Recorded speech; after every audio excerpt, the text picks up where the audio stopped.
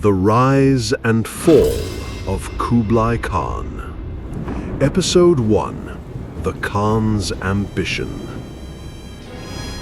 He was not born to rule, but he would shape the fate of continents. While Japan would one day resist his fleets, most of Asia would not be so lucky. This is the rise of Kublai Khan, the ambitious grandson of Genghis, whose hunger for power led to the destruction of kingdoms, the founding of an empire, and the reshaping of the East. Chapter 1. The Heir Who Wasn't. In 1251, Mongol Khan, Kublai's older brother, became Great Khan. Kublai was appointed to govern the Mongol territories in northern China. Kublai's pragmatic approach to rule led him to seek the counsel of Chinese scholars and advisors, embracing elements of Confucianism and sophisticated administrative systems. However, this growing assimilation sowed seeds of discord with traditionalist Mongol factions, particularly his younger brother, Arik-Bokay. When Mongke died during the failed invasion of Song China in 1259, a crisis exploded.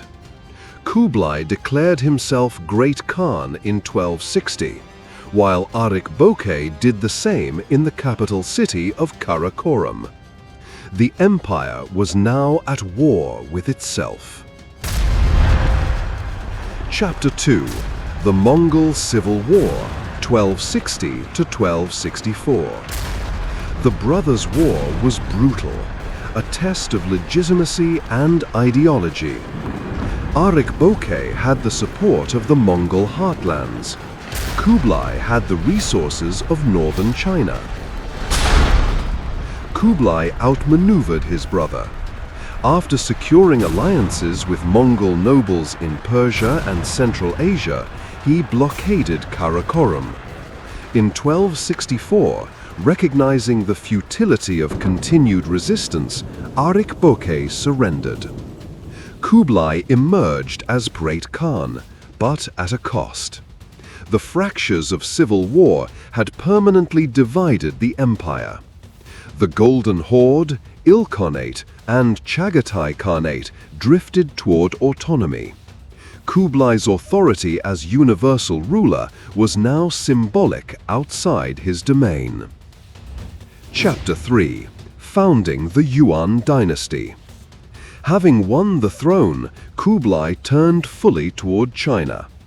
In 1271, he declared a new dynasty, Yuan, meaning origin of the universe. It was a calculated move. Kublai styled himself as Emperor of China to gain legitimacy over Han subjects. But the conquest of Song China, the last major holdout, was far from complete. A brutal campaign followed, culminating in the Siege of Shangyang, 1267 to 1263. Where Kublai used Persian engineers and Muslim siege technology to break Song defenses. By 1279, the Song dynasty had fallen. China, unified under foreign rule for the first time in centuries, was now under Kublai's grip. But peace would not last. Chapter 4. The Apex of Ambition. Kublai's early reign was a triumph of vision, merging nomadic might with Chinese statecraft. But the cost of empire building in money, manpower, and legitimacy would haunt his later years. As he expanded into Korea, Vietnam, Burma, and Java, and failed in Japan, his empire grew brittle. Famine, inflation, revolts, and the alienation of native Chinese officials would slowly unravel what he had built. But that unraveling is for another chapter.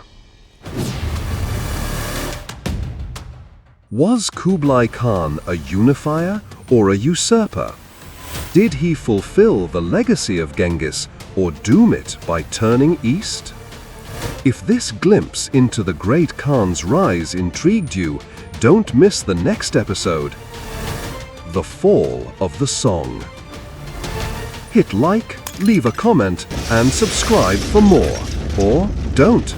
Thanks for watching. The Rise and Fall of Kublai Khan, Episode 2, The Fall of the South. Chapter 1, The War for Mandate. With rivals vanquished and the Yuan Dynasty declared, Kublai Khan ruled the north, but the soul of China lay in the south. The southern Song dynasty, wealthy and culturally radiant, stood defiant. Its naval supremacy, fortified river cities, and loyal population gave it the advantage of terrain and tradition. To claim the mandate of heaven, Kublai would have to destroy centuries of dynastic legitimacy and face a people who refused to kneel. What followed would be a campaign of horror, a total war that would end an era. Chapter 2, Xiangyang, Fortress of Resistance. For decades, Xiangyang had stood as the southern Song's shield on the Han River, a military bulwark and symbolic border between Mongol ambition and Han resistance. Alongside its sister fortress Fancheng, it formed a nearly unbreachable twin stronghold. In 1267, Kublai Khan unleashed his war machine. For 6 grueling years, siege and counter-siege ground down both sides. But it was not brute force that broke Xiangyang. It was innovation. Kublai deployed Persian engineers wielding the revolutionary Hui Pao, a counterweight trebuchet capable of leveling walls from beyond arrow range. By 1273, Xiangyang had fallen, its myth of invincibility shattered. Chapter 3, The Yangtze Offensive. With the northern shield gone, Kublai's generals, chief among them the brilliant Bayan, swept south.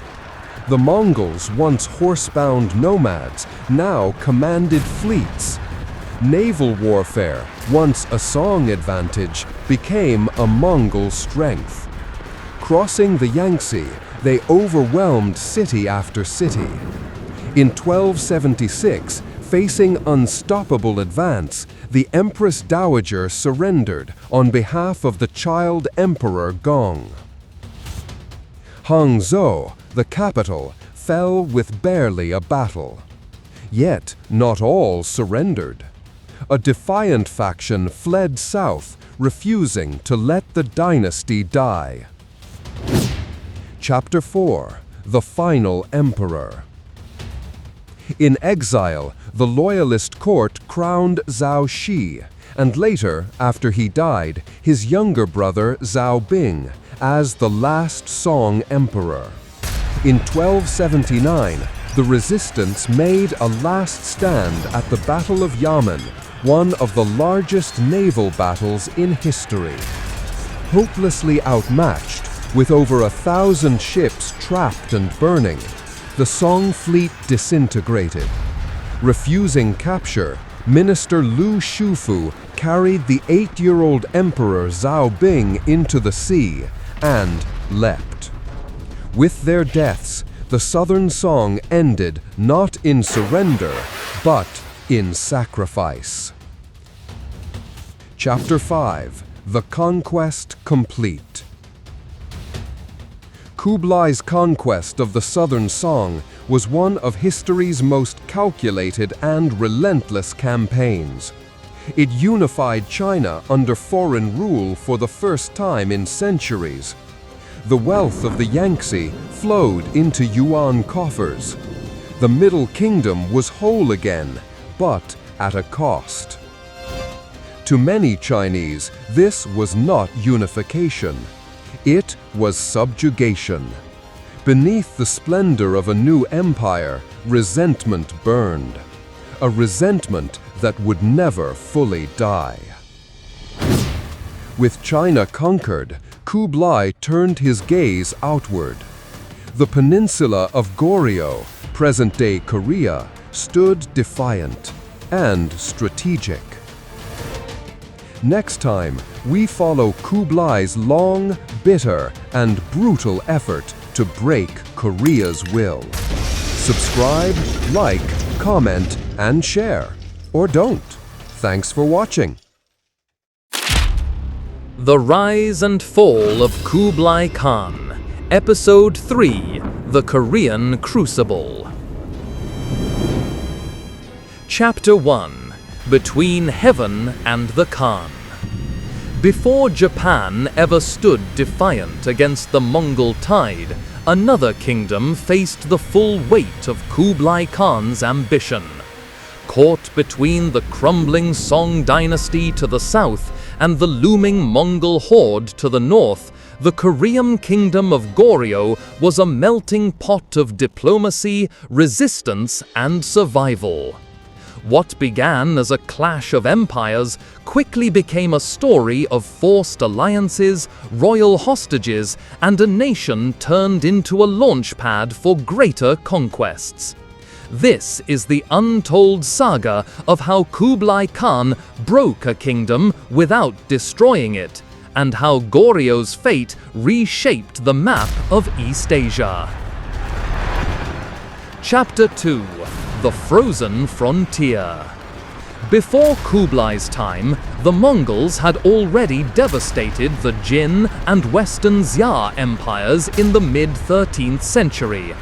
Now, the icy winds of Manchuria carried the hoofbeats of Mongol horsemen toward Korea. In 1231, the first wave of Mongol forces invaded the kingdom of Goryeo. Castles were besieged, villages burned, and thousands taken as slaves. The Korean court responded by relocating the capital to Ganghwa Island, a strategic sanctuary protected by tides and fortifications. For decades, Goryeo held out. It was a rare example of prolonged resistance against the seemingly unstoppable Mongol war machine. But it came at a cost, both in lives and in growing instability within the royal court. Chapter 3, Submission in Name, Survival in Practice. By the time Kublai rose to power, the Mongols had launched 6 invasions of Goryeo. Exhausted and cornered, the Korean king Gojong finally surrendered in 1259. But this was no ordinary submission. The Mongols installed military governors, demanded tributes, and required royal hostages from Goryeo. Yet, Goryeo retained its monarchy and much of its administration. It was not conquered, but subjugated, becoming a Mongol vassal, and eventually a collaborator. King Chongnyeol, Gojong's successor, married Kublai's daughter. Korean princes were raised in the Yuan court. The Mongol yoke tightened, but Goryeo's dynasty survived by weaving itself into the imperial fabric. Chapter 4, Korea becomes a war machine. Goryeo soon became the logistical heart of Kublai's eastern campaigns. Korean carpenters and sailors were conscripted to build fleets. Its ports served as launch points for invasions, notably the one that would test the limits of Mongol power, Japan. In 1274 and again in 1281, Mongol-led fleets launched from Korea's shores with thousands of Korean soldiers, conscripts, and ships. These were not just Mongol campaigns, they were joint Mongol-Korean operations, a grim outcome of political survival. And when those fleets were wrecked by storm and sword, it wasn't just Mongol pride that sank beneath the waves. It was a blow to the entire imperial order Kublai had tried to construct in the east. Chapter 5: Shift in Ambition. After Japan, Kublai didn't abandon his ambition, he redirected it. He turned his attention to Vietnam, Java, and Burma, launching campaigns that were also met with fierce resistance and mixed results. It is widely believed that the defeats in Japan marked the beginning of the end for Mongol invincibility and foreshadowed the eventual decline of the Yuan Dynasty. Years after Kublai's death, the Mongol-led Yuan Dynasty fell in China, weakening its grip on Korea. Goryeo was plagued by factionalism and resentment over Mongol intermarriage and influence. In 1392, General Yi Sengge staged a bloodless coup, deposing the Goryeo king and founding the Joseon dynasty, which aligned with the Ming dynasty of China, replacing Mongol ties with a new tributary relationship. This shift marked a clean break from Mongol dominance and ushered in a new Confucian-led Korean state. If you're intrigued by the full story of Kublai's doomed invasions of Japan, check out our complete miniseries linked in the description. And stay with us, because next episode we follow Kublai's ambition southward to the steaming jungles and river deltas of Southeast Asia. Like, comment and share, subscribe or don't. Thanks for watching. The Rise and Fall of Kublai Khan. Episode 4, Kublai's War in Vietnam. Chapter 1, From Typhoons to Jungles. The failed invasions of Japan in 1274 and 1281 had drained resources and shaken confidence in the Yuan court. But Kublai's ambitions were undimmed. Trade routes across the South China Sea were thriving, routes that carried spices, pearls, and precious woods. If the Khan could dominate them, his empire would not only recover, but grow richer than any before. The targets were clear: Dai Viet, modern-day North Vietnam, and Champa, the south, including other wealthy port cities of Southeast Asia. Chapter 2: The Seeds of Conflict. Before Kublai's Yuan dynasty, there was the Great Mongol Empire, under Kublai's older brother, Monkey Khan. After the Mongols subjugated China's north, their next target was the Great Song Empire of the south. Kublai, the Mongol administrator of northern China at the time, was given the task of invading the kingdom of Dai Viet, a tributary state of the Song dynasty in the south. If successful, the Mongols would then be able to invade China from both the north and the south.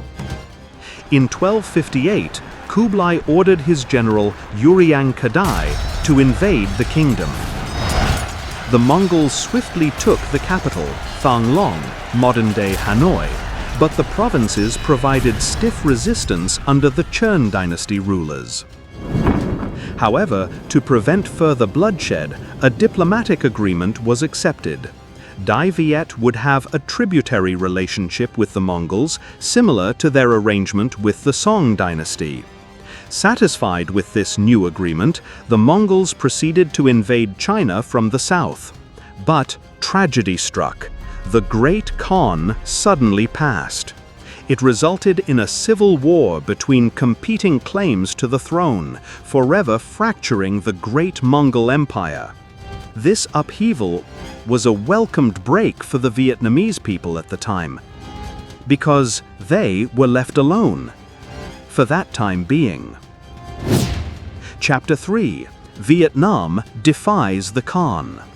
Kublai, the victor of the civil war and now the Great Khan, defeated the Song Empire in 1276. He established the new Yuan Dynasty of a unified Mongol China. This amassed new power fueled a dream of further expansion. He demanded more tributes and direct control of local affairs from tributary states to support the ambition. But the kingdoms of Dai Viet and Champa resisted, and both kingdoms felt his ire. In 1283, the Mongols under General Sogotu landed in Champa to punish them for disobeying Kublai's order. Expecting a swift victory, they were bogged down, facing fierce guerrilla resistance. The locals burned their villages and destroyed crops to deny the invaders of supplies. Tropical diseases like malaria and dysentery did not help their mission. In 1284, Kublai sent his son, Prince Togun, to command an overland force to assist General Sogotu by way of Dai Viet. But the kingdom refused and detained his envoys. It was enough to bring the full weight of the empire down upon them by the very next year. By mid-1285, the Mongols occupied Thonglong, modern-day Hanoi, but the court had fled, the stores were empty, and the countryside bristled with resistance under Prince Chern Hung Dao. Vietnamese counterattacks, diseases, and prolonged resistance led to thinning supplies and overreach. The Mongols had finally realized what worked for them in the steppes of Asia didn't work in the jungles of Vietnam. A bloody retreat followed, with Prince Togun narrowly escaping death. Chapter 4. Round 2. Kublai refused to accept defeat. In 1287, he launched another expedition to Vietnam, this time better supplied. But the defenders targeted their provisions, starving the army once more. At the Battle of Bac Dung River, the Vietnamese lured the Yuan fleet into a trap. Sharpened stakes hidden beneath the waterline. As the tide receded, the ships were impaled and immobilized, perfect targets for fire and arrows. It was a devastating defeat. Another fleet lost, another humiliation for the Great Khan. With anger, he banished his son, Prince Togun, to Yangzhou for this failure. Chapter 5. The Cost of Two Wars. By the late 1280s, both Dai Viet and Champa remained unconquered, their rulers still paying nominal tribute but answering only to themselves. For Kublai, these campaigns were not just military failures, they were bleeding wounds in the empire's prestige, resources, and manpower. The Mongols learned that even the world's mightiest cavalry can't ride through rivers of mud. But this campaign was not the only gamble Kublai took in the southern seas. Beyond the horizon lay islands rich in spice and gold. Join us next time in upcoming episodes. Like, comment, and share. Subscribe, or don't. Thanks for watching. The Rise and Fall of Kublai Khan. Episode 5. Kublai Khan never invaded the Philippines. Chapter 1. The Empire that never reached. In the late 13th century, the Mongol Empire seemed unstoppable. Kublai Khan had crushed the southern Song dynasty, battered Korea into submission, and sent massive fleets crashing against Japan and Vietnam. His armadas stretched across East Asia like thunderclouds, and yet, just south of China, lay thousands of islands that never felt the Mongol storm. The Philippines, rich in resources, strategically placed along sea routes, and no stranger to regional warfare, remained unconquered. Why? Chapter 2. The Shadow of Conquest. The Mongols were not strangers to the archipelago. Chinese and Arab traders had been sailing through these waters for centuries, linking Luzon, Visayas, and Mindanao to wider networks of commerce. By Kublai's time, coastal communities were already trading with China, sending pearls, tortoiseshell, gold, and forest products in exchange for silk and ceramics. Yuan records tell of envoys reaching island chiefs in the Philippine archipelago, seeking symbolic submission. Some chiefs, eager for trade or wary of the empire's shadow, may have offered tribute. Others simply ignored the call, yet no army ever came. For the Mongols, who had crossed mountains and rivers to expand their dominion, the Philippine Islands were visible but never vital. Chapter 3: Geography, Unity, and the Problem of Islands. The first barrier was geography.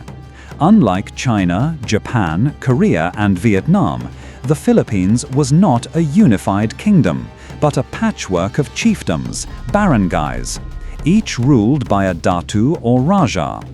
Where kingdoms and empires had central governments to topple, the Philippines was different. It meant fighting 1,000 small wars instead of one big conquest. Even with fleets of hundreds of ships, the Mongols struggled with logistics. Their attempts to supply armies in Japan and Vietnam had ended in disaster. To leapfrog across thousands of islands, each with its own resistance, was a risk too costly for an empire already stretched thin. Chapter 4: Lessons from Japan and Vietnam. Kublai's closest attempts at conquering tropical island-rich regions, Japan and Dai Viet, had taught him brutal lessons. In Japan, the Mongols were undone by storms and walls of samurai. In Vietnam, they were dragged into jungles and mountains where guerrilla fighters harassed them at every turn. The Philippines promised both problems at once: dangerous seas and scattered resistance fighters in terrain hostile to foreign armies. Local warriors, skilled in sea raiding and ambush tactics, would not have met the Mongols on open plains. They would have bled them from the forests and coasts as the Vietnamese had. And let's not forget the tropical diseases that could also wipe out an army far away from home. Chapter 5: Strategy and Priorities. Kublai Khan turned his gaze elsewhere. After Vietnam, he set his fleets against Java, hoping to secure control of major trade hubs. The Philippines offered wealth, yes, but not control. And to the great Khan, control was the true prize, not just pearls or gold. The Philippines remained a frontier of tribute, not conquest. Tribute meant symbolic dominance without costly campaigns. And as internal struggles began to plague the Yuan court, the idea of risking fleets and men for scattered islands simply faded. Chapter 6: Escaping the Mongols, but not from subjugation. The Philippines' escape from Mongol conquest shaped its destiny. Unlike Korea, Vietnam, or China, it was never directly folded into the Mongol world system. Instead, its history followed its own path, free of Mongol rule, until a different empire, centuries later, arrived with sails, crosses, and cannons. The Mongol Empire reached farther than any in history, but not far enough to touch every shore. What if Kublai had tried? Could his fleets have anchored in Manila Bay, or would they have been swallowed by storms and guerrilla resistance like in Japan and Vietnam? Tell us what you think in the comments, and don't forget to subscribe as we follow Kublai's next gamble, his invasion of Java. Or don't. Thanks for watching. The Rise and Fall of Kublai Khan. Episode 6: The Invasion of Java. Chapter 1: The Island Gamble. In 1293, Kublai Khan's armada sailed south into tropical seas, determined to bring Java under the Yuan banner. What began as a display of imperial might ended in betrayal, ambush, and a retreat that revealed the limits of Mongol power. This was the gamble that cost the Khan dearly and gave birth to one of Southeast Asia's greatest kingdoms. Chapter 2: The Envoy and the Insult. The Spice Islands and trade hubs of Southeast Asia glittered with promise. At the height of Kublai Khan's power, he dispatched envoys to the various kingdoms demanding their submission.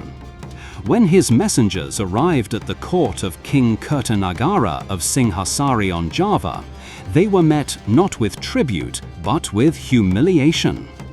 According to some accounts, Kertanagara had the envoy's face branded and sent him back to the Mongol court. This audacious act of defiance enraged Kublai Khan.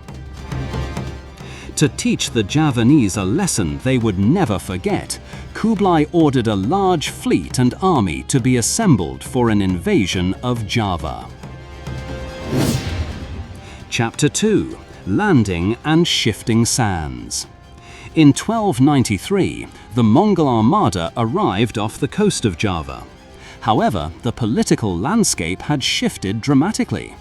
King Kertanagara had recently been overthrown and assassinated by Jaya Katwang, a rebel from a neighboring territory.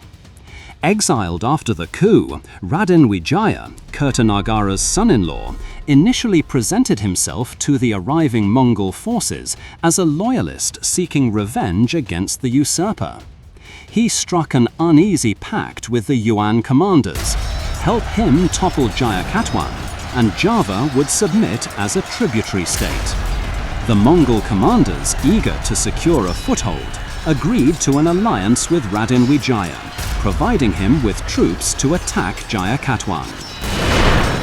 Together, they besieged and defeated Jaya Katwang, bringing an end to his brief reign.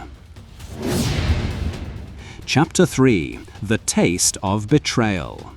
With Jaya Katwang defeated, Raden Wijaya's true intentions became clear. Instead of submitting to Mongol rule, he turned on his former allies. Utilizing the knowledge of the local terrain, and with a force that had been secretly growing, Raden Wijaya's forces launched a surprise attack on the unsuspecting Mongol encampment. Caught off guard and facing a hostile environment, the Mongol army suffered significant losses. Their supply lines were stretched thin, and they were unfamiliar with the local fighting styles of the dense jungles and tropical climate. Disease, exhaustion, and hit-and-run attacks sapped their strength. What began as a victory collapsed into chaos. Realizing their precarious position, the Yuan commanders ordered a retreat to their ships. Wijaya's forces pursued them relentlessly, and by the time the fleet staggered back to the open sea, more than 3,000 Mongol soldiers were dead. The Mongols fled, abandoning their plans to subjugate Java. Chapter 4: The Empire's Limits. The Mongol expedition to Java was a resounding failure. It marked the final major military undertaking of Kublai Khan's reign, and served as another significant setback to his expansionist ambitions in Southeast Asia. The Mongols were unable to establish any lasting presence on the island. Raden Wijaya went on to found the powerful Majapahit Empire, which would become one of the most significant empires in the history of the Indonesian archipelago. The Javanese victory not only preserved their independence, but also contributed to the growing recognition of the limits of Mongol power across the region. Kublai Khan, already aging and facing challenges within his own empire, would never again launch such a large-scale overseas invasion. However, there are still other gambles we haven't talked about, and they are coming in the next episodes. If you're enjoying the ride through Kublai Khan's dreams of expansion, hit like, comment, subscribe so you don't miss the next chapter in the rise and fall of history's greatest conquerors. Or don't. Thanks for watching. The Rise and Fall of Kublai Khan. Episode 7. The Decade War with the Pagan Kingdom. Burma, now known as Myanmar, was the site of the Pagan Kingdom, a land of mountains, jungles, and rivers, far from the Mongols' northern steppes. Yet in the late 13th century, this land would become the scene of one of the Khan's most stubborn and overlooked wars. The struggle against the Pagan Kingdom would last over a decade, draining Mongol resources and reshaping Southeast Asia in ways few remember today. Chapter 1. The Reigning Power's Threat. By the 1200s, Pagan was Southeast Asia's rising Buddhist powerhouse. Temples lined the Irrawaddy Plains, most famously the thousands of pagodas at Bagan, the capital city. But the mighty kingdom was fragile, its wealth concentrated in monasteries, its people burdened with heavy taxation, and its kings struggling to maintain authority over vassal states. In this weakened state, the Mongols appeared in the horizon. Chapter 2. The First Mongol Demands. In 1271, while Kublai Khan was preparing his campaigns against the Song dynasty of China, he also sent envoys south to Pagan. His demand was the same given to Korea, Vietnam, and Japan: submit, pay tribute, or face war. The Pagan kingdom initially underestimated the Mongol threat. Its arrogant and cruel king, Narathihaparty, was so confident in his power that when Mongol envoys arrived with demands for tribute, he had them executed, a move that would seal his kingdom's fate. Chapter 3. The Clash with Elephants. In 1277, a major confrontation took place at the Battle of Envasangyan. The Pagan forces, boasting a large contingent of war elephants, advanced confidently under the king's command. However, the Mongol cavalry, led by General Hudu, proved their adaptability. They used their superior tactics and discipline to disorient the elephants with volleys of arrows, causing the massive beasts to panic and trample their own infantry in a chaotic retreat. The Mongol victory was decisive, but it was not the end. The Mongols were unable to establish a lasting presence in the region and soon withdrew. This set the stage for a protracted and bitter conflict.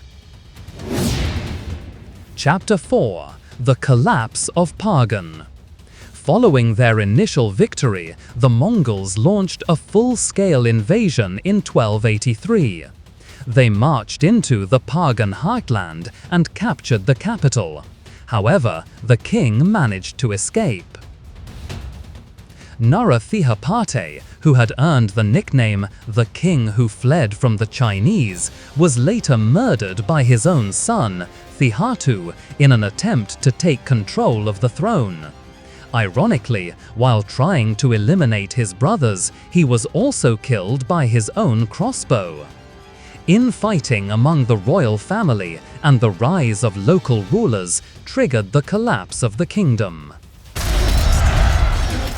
Chapter 5. The Grinding War of Attrition. For nearly a decade, the Mongol army was mired in a grueling war of attrition. They faced constant ambushes, a debilitating tropical climate, and a scattered enemy that refused to fight a decisive battle. The campaign proved to be a drain on Yuan resources and manpower, with little to show for the effort. By the late 1280s, the Mongols, exhausted by the prolonged conflict, installed a puppet ruler in the region, declaring the Pagan kingdom to be a Mongol vassal state. The Mongols had effectively destroyed the old kingdom, but failed to establish a stable, unified rule. The region became a patchwork of small, independent states that constantly jockeyed for power, a far cry from the centrally governed territory Kublai had envisioned. This messy conclusion to the campaign highlighted the limits of Mongol power in projecting long-term control over a distant territory. But its impact was lasting. Pagan's fall opened the door for new powers to rise in Southeast Asia, like the Thai kingdoms to the east. Next time, we'll dive into how Thailand and Cambodia dealt with Kublai Khan's ambition. Like, comment and subscribe to support the channel. Or don't. Thanks for watching. The Rise and Fall of Kublai Khan. Episode 8. The Khmer Empires Stand Against the Mongols. Chapter 1. The Juggernaut in the Jungle. In the late 13th century, the Mongol war machine was unstoppable. Kublai Khan's armies had shattered kingdoms from the Mongol steppe to the heart of China. And now, the Yuan Dynasty's gaze turned south. Their demand was simple: tribute or destruction. The Khmer Empire, modern-day Cambodia, was no minor state. At Angkor, its dazzling capital, kings commanded vast reservoirs, endless rice fields, and armies led by towering war elephants. This was no weak kingdom ripe for plunder, but a titan in its own right. What followed was not the clean sweep of conquest that the Mongols were used to, but a brutal contest between defiance, diplomacy, and the crushing weight of the jungle itself. Chapter 2. The Audacity of Jayavarman VIII. In 1278, envoys of the Great Khan arrived at Angkor demanding submission. Jayavarman VIII gave his answer in blood. He executed the Mongol emissaries. It was a calculated gamble. Angkor's armies were seasoned by decades of war against Champa and other rivals. Its elephants were instruments of terror, smashing infantry lines and serving as platforms for generals high above the battlefield. Kublai Khan responded with force, sending a punitive expedition south. But in the suffocating heat of the jungle, the Mongol way of war collapsed. Cavalry charges, unstoppable on the steppe, meant nothing in the tangled forests. Disease, humidity, and ambushes broke them. The Khmer destroyed the detachment, proving that the empire of the horse was vulnerable in the land of elephants and swamps. Chapter 3. The Changing Regional Landscape. This single victory did not mean safety. Across Southeast Asia, the Mongols pressed on multiple fronts: Vietnam, Champa, and Java. Failures there weakened the Yuan dynasty's aura of invincibility, but the pressure was constant. For the Khmers, the greater danger was closer to home. From the west, new Thai kingdoms like Sukhothai were rising, chipping away at Khmer borders. Jayavarman VIII understood the truth. Defiance against the Mongols was dangerous, but losing ground to local rivals was more fatal. Angkor could not fight everyone at once.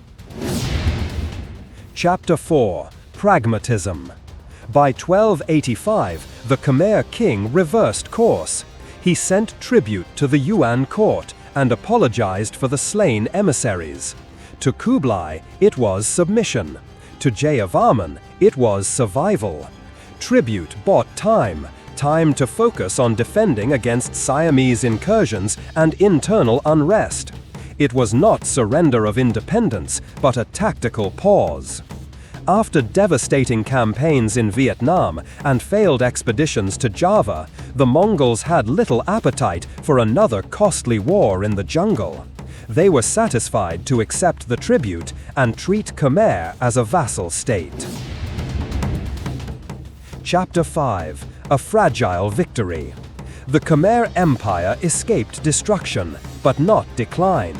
Tribute secured peace with the Mongols, yet Angkor's enemies multiplied.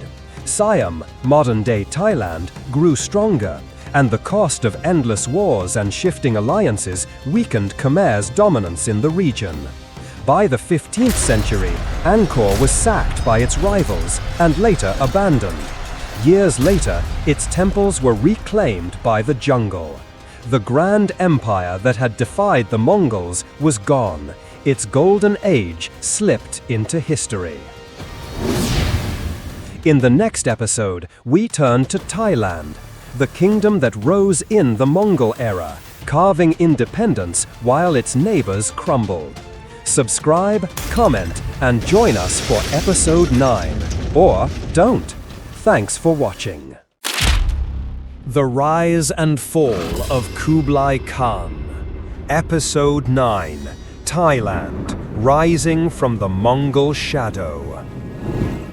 The Mongols crushed the Pagan Empire of Burma. They weakened the Khmer Empire of Cambodia. But in their wake, something unexpected emerged. In the valleys of the Thai people, a new power was born. This is the story of how the Mongol storm helped forge the roots of Thailand. Chapter 1: Pagan Falls, the region shifts. In 1287, the Mongols broke Pagan. The empire that had dominated Southeast Asia collapsed. Without Pagan as a shield, the frontier kingdoms were exposed. The Khmer Empire, already strained by its wars and rebellions, suddenly faced the Mongol threat alone. And into this chaos, the Thai principalities, once pushed to the margins, moved quickly. Chapter 2: The First Revolt. Before the Mongols ever arrived, Sukhothai had already tested the Khmer Empire's strength. Years earlier, Pho Kun Bang Klang Hao led a revolt that cast off Khmer overlordship, giving the Thai their first taste of independence. This was not yet a great kingdom, but a spark of defiance that challenged Angkor's dominance. Though the Khmer still loomed large, the revolt showed that their grip could be broken. That lesson would shape what came next. Chapter 3: Sukhothai breaks free. When Mongol pressure forced Jayavarman VIII of Angkor to resist and then submit, Khmer control over its vassals weakened. This was the moment Sukhothai seized. Under Pho Kun Bang Klang Hao's son, Ram Kam Haing, Sukhothai expanded across the Chao Phraya Basin. He forged alliances, consolidated power, and secured recognition as a kingdom in its own right. Khmer decline became Thai opportunity.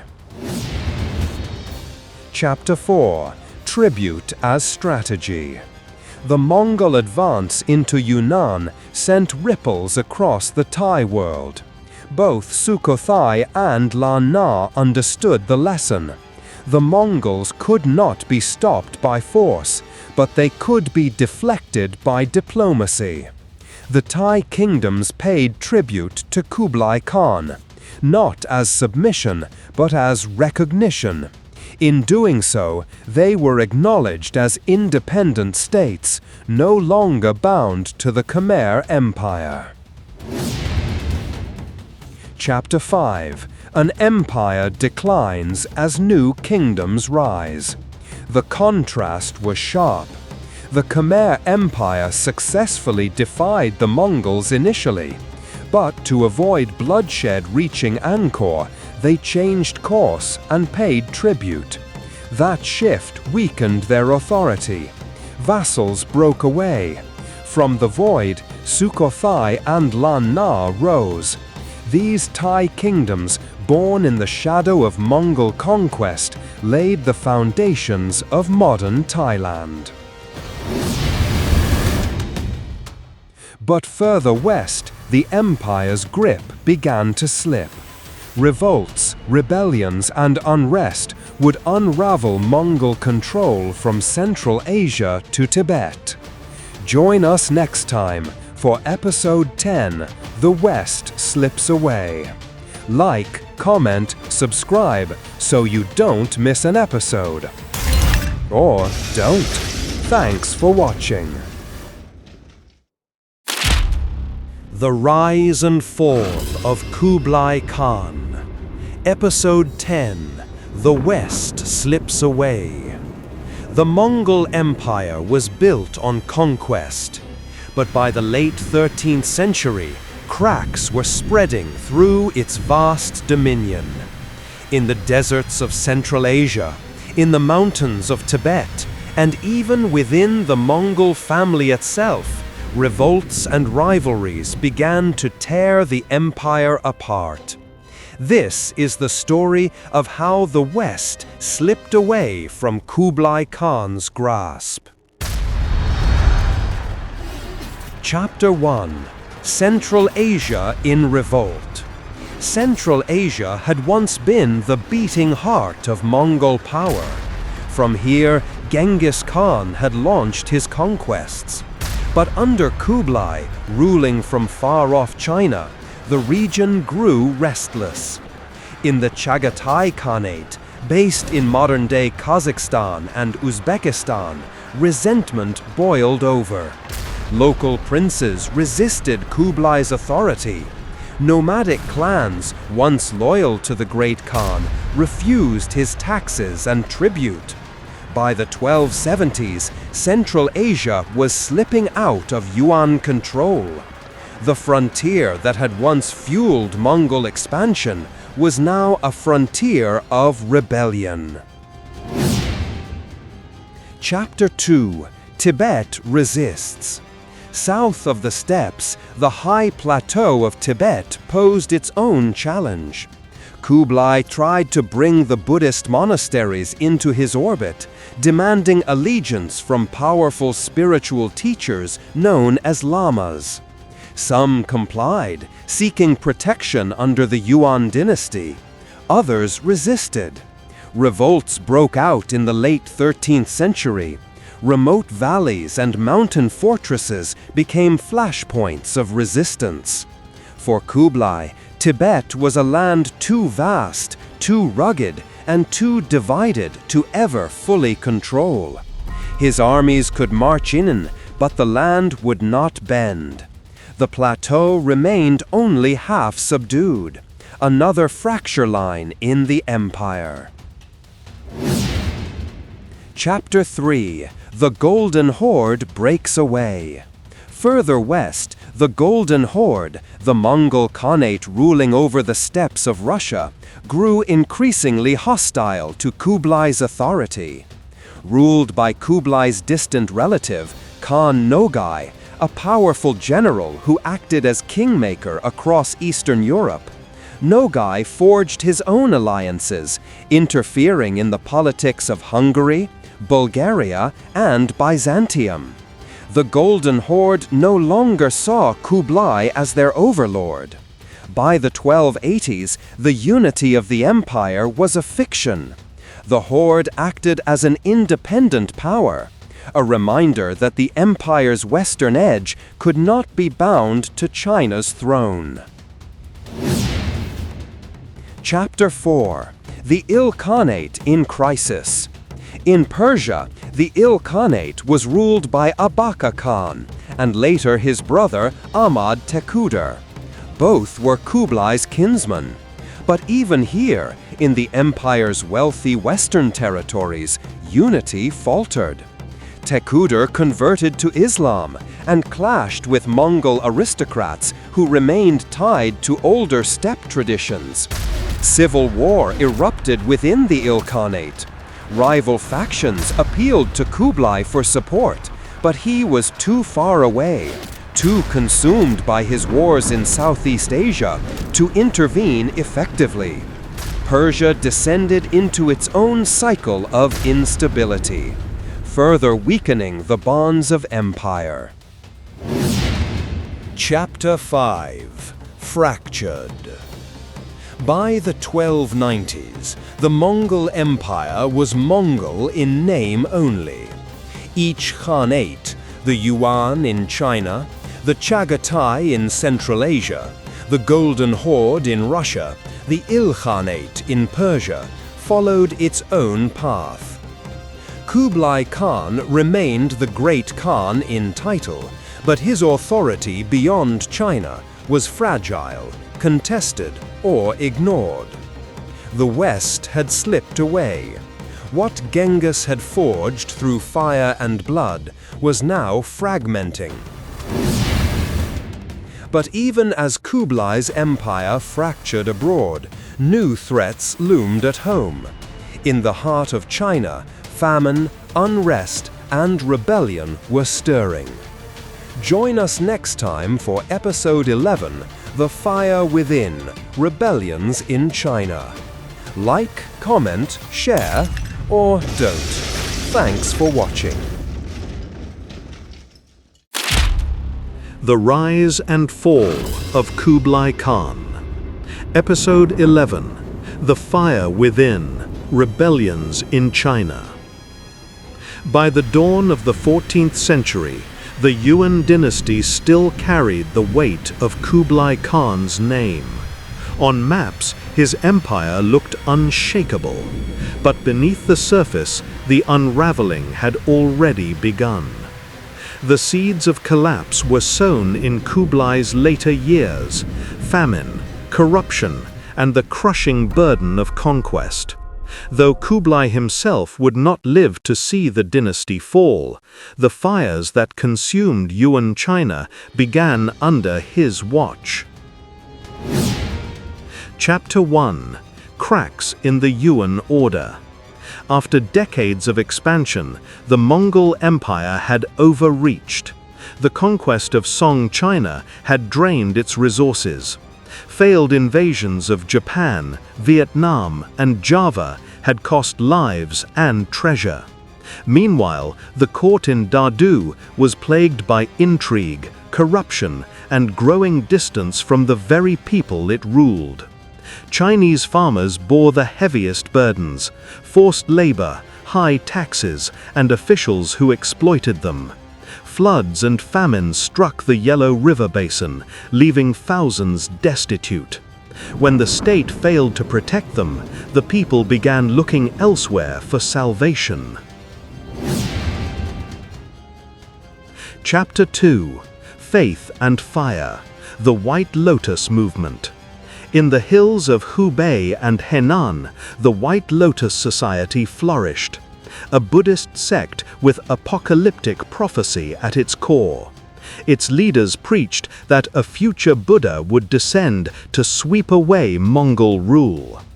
At first, Kublai tolerated the movement, even supporting it as a religious network. But its growing influence turned it into a threat. By the 1280s, the Yuan outlawed it. The crackdown forced the White Lotus underground, where it spread faster, carrying both faith and fury. This was more than rebellion. It was a prophecy of Mongol downfall. The White Lotus would survive suppression and later give rise to the Red Turban Rebellion, the movement that, decades after Kublai's death, would end the Yuan dynasty itself. Chapter 3: Bandits, Warlords, and Hidden Kings. Rebellion spread in every direction, led by men of very different paths. In Shandong, Li Tan, a Han Chinese governor, turned against the Yuan in 1262. This betrayal instilled a deep distrust in Kublai Khan toward his Han Chinese advisors and warlords. In Fujian, young Liangji, a former Song official, refused to submit. He helped Song princes escape south, and from mountain strongholds he waged a stubborn resistance. Across the countryside, pretenders rose. Men claiming descent from the old Song dynasty raised banners promising a return of the rightful emperor. Their calls drew desperate peasants, bandits, and dispossessed soldiers into their ranks. The Yuan struck hard, but for every rebellion put down, another flared up. China had become a land of hidden kings, each daring to defy the Mongol order. Chapter 4. Kublai's Shadow. By the late years of Kublai's reign, the Great Khan was a shadow of the conqueror he once was. Age and illness weighed on him. The grief from losing his heir, Prince Genghis, left him broken. While he still commanded loyalty in name, real power was slipping through his hands. China was no longer just a conquered land, it was a restless empire, splintering beneath him. The rebellions of the 14th century marked the beginning of the end for Mongol rule in China. Kublai Khan's dynasty had united the largest empire the world had ever seen. But holding it together was proving impossible. In our final episode, we'll witness Kublai's last years, his struggles with succession, and how his death set the stage for the slow unraveling of the Yuan dynasty. Like, comment, and share to support the channel, or don't. Thanks for watching. The Rise and Fall of Kublai Khan. Episode 12, The Last Khan. He was the grandson of Genghis Khan, the ruler who dreamed of conquering the world. But in his final years, Kublai Khan was no longer a conqueror. He was an old man trapped by grief, watching his empire fracture around him. This is the story of Kublai's last years and the death of the Mongol dream. Chapter 1. An Emperor at War with Time. By the 1290s, Kublai was no longer the tireless commander of his youth. Obesity, gout, and possibly diabetes left him barely able to walk. Depression magnified his decline. His beloved wife, Chabi, was gone.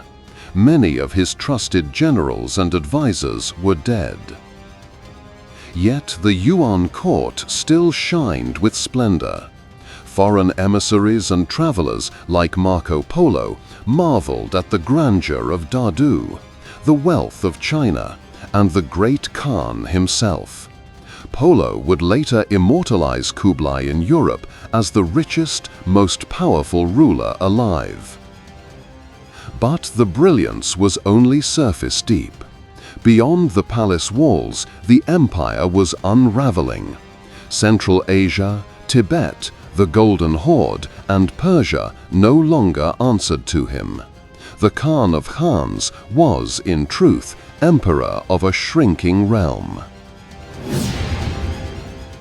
Chapter 2. Grief and Succession. The deepest wound struck in 1286, the death of Prince Genghis, Kublai's capable and respected heir. Genghis had been a unifying figure, admired by both Mongol princes and Chinese scholars. His loss devastated Kublai. Consumed by sorrow, he withdrew into isolation. He drank heavily, ate compulsively, and let state matters slide. Rival factions at court pushed their own candidates for succession. In the end, Kublai named Timur, Genghin's son, as his heir. not out of confidence but out of necessity. This choice brought temporary stability, but it marked the start of dynastic weakness. The Yuan would never again have a leader with Kublai's authority. Chapter 3: Dreams of Conquest, Reality of Defeat. Even in his decline, Kublai clung to the dream of expansion. He ordered campaigns into Burma and Java, determined to extend his reach. But the jungles and swamps proved harsher than any battlefield of the steppe. Disease ravaged his armies. Supply lines snapped. Horses died in the mud. These failures cost countless lives, bled the treasury dry, and shattered the myth of Mongol invincibility. For Kublai, they were more than defeats. They were reminders of his fading power, echoes of a world slipping out of his grasp. Each loss deepened his grief and isolation. Chapter 4: Death of the Great Khan. By 1294, Kublai was 79, racked by illness, grief, and regret. That February, he died in his palace in Dadu, the last great Khan to rule a united empire, at least in name. His grandson Timur inherited the throne, but the Yuan dynasty never regained stability. Factionalism, corruption, and famine weakened it further. In time, secret societies like the White Lotus, once tolerated and later persecuted by Kublai, would inspire the Red Turban Rebellion, the movement that finally toppled Mongol rule in China and gave rise to the Ming dynasty. Kublai Khan dreamed of ruling the world. Instead, he left behind a dynasty fractured by succession struggles and rebellions, destined to fall. His final years remind us that even the greatest conquerors cannot conquer time. This concludes our journey through the rise and fall of Kublai Khan. But the story does not end here, because history is never over. It waits for us to rediscover the tales it left behind. Like, share, subscribe to support the channel, or don't. Thanks for watching.